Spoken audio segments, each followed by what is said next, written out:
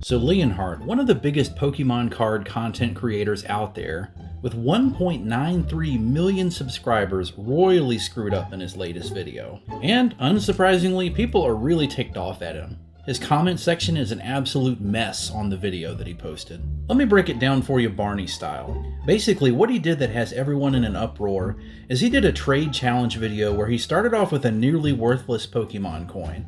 And by the end of the video, he had traded it up to a PSA 10 Japanese Umbreon card. Here's the video thumbnail if you want to check it out. What has people so mad is because they feel he used his clout and influence to get all these good trades that basically took him from a worthless coin to roughly a $1,000 graded 10 card. This video isn't really going to be about that though. A lot of other Pokemon content creators are making videos right now about how bad it was, how much he hurt his image, etc. We're going to talk about something totally different though, but related. But if you want to see a really good summary of everything Leon Hart did wrong, check out Kyra's video. She does a great job of summarizing the mess he got himself into. Plus, as of this morning, her video has hit over 70,000 views. It's kind of blowing up right now and I recommend you check it out. I'm always happy to see another smaller creator crush it like this. She has a lot of other great takes on current events in the Pokemon world too. Check her out. So we know Leon Hart screwed up.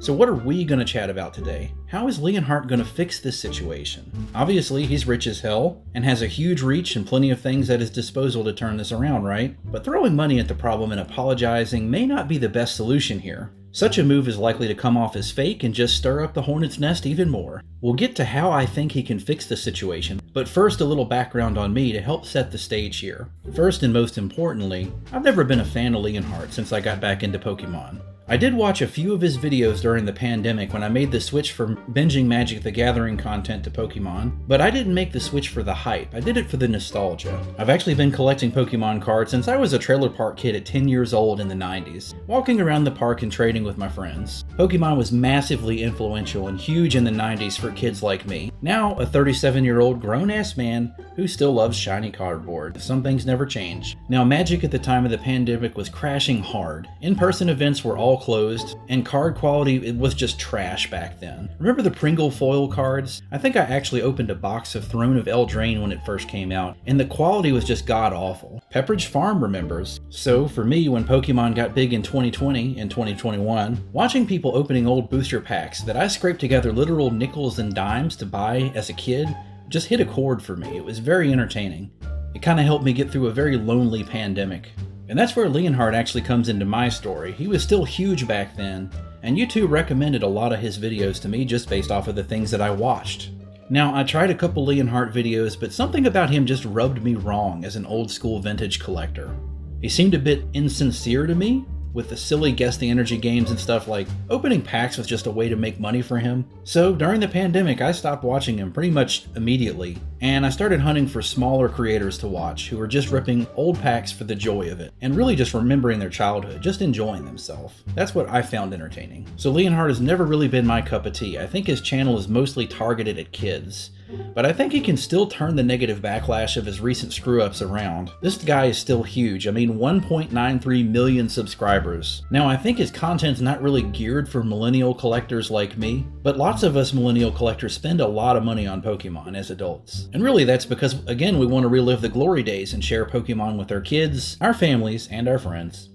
So at last, we come to the point. How do I think Leon Hart can fix this? Well, he should work on fixing his public image, and then do something for the community. I'll explain further. He needs to show the people that he's not just making content for views. Really share his love of the hobby, be passionate and real and transparent about it. Yes, hype does get views, but sincerity gets people to come back and watch more of your videos. Maybe even buy some of your products. But here's how I think he can specifically fix the trade up challenge screw up. What he needs to do is the exact same thing again. You heard me right, but wait, there's a catch. Not exact same thing again. This time, what he should do is get a friend to do the challenge, someone who's not a big PokeTuber, just a regular guy or girl with no clout in the community. But I would totally watch some random dude doing a trade-up challenge because it would show what it's like for regular random guys like me. I'm never going to be a big Pokemon influencer, and I don't necessarily want to be. I have my day job. I just am here because I love the hobby and I love collecting. Now, if that doesn't work for Leon Hart, what he could do is actually go incognito, disguise himself and do it himself again. The point here is to make the challenge actually fair, you know, where people don't recognize, oh, here comes Leon Hart. He's got 1.93 million subscribers.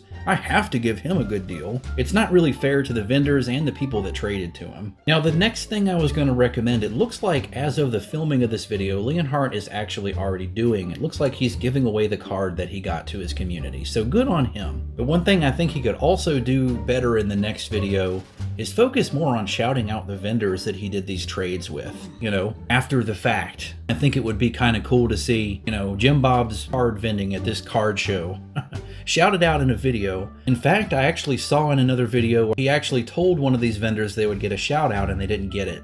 Now that just does not look good. I think Leon Hart could actually learn a lot from someone like Danny Phantump, who gives away a ton of stuff to the community and actually makes a lot of content. It's really helpful for adult collectors. Pull rates, I mean, he just does so much. Or even someone like Deep Pocket Monsters. Seems like a really genuine good dude. And one of the things I like about DPM is in his video, he makes sure it's clear that, you know, he doesn't want to take advantage of them, that, you know, this is just him doing a challenge. Now, again, I'm pretty sure Leon Hart won't ever see this video. I'm almost at 2,000 subscribers, and that is tiny compared to him. But I do have a little hope that maybe one day he will, and he'll listen to the adult collectors out there like me. I honestly hope he turns this around, you know? He does hold a lot of influence in the Pokemon community, and people listen to him. Well, that's all I got, folks. Subscribe if you want to see more content like this. I may actually do a series on Pokemon news and put my own spin on it. We'll see. Hit the like button if you want to see me do more Pokemon current events, and be sure to subscribe so you don't miss any of the future giveaways coming up on the channel. I've got some really big ones coming. Take care, everybody.